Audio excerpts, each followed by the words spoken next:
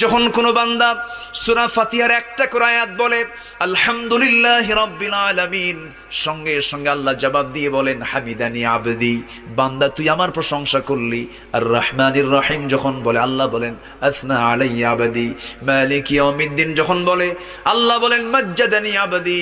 এরপরে যখন বলে ইয়াকা না'বুদু ওয়া ইয়াকা নাস্তাঈন পর্যন্ত যখন বলে আল্লাহ বলেন বান্দারে তুই আমার কাছে কি চাস, প্রাণ খুলে চারে বান্দা।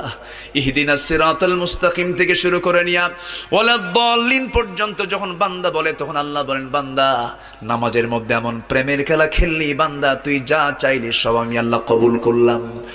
ওই বান্দা যখন রুকুতে যায় আল্লাহ তখন অস্থির হন। ওই বান্দা যখন সিজদায় যাওয়ার জন্য প্রস্তুতি নাই, সমস্ত ফেরেশতাকে ডাক দিয়ে বলেন ও ফেরেশতারা, এই বান্দাগুলো আমাকে দেখলো না, রাসূলকে দেখলো না, কোরআনকে দেখে হাদিসকে বিশ্বাস করে আমাকে খুশি করার জন্য তার সবচেয়ে সম্মানজনক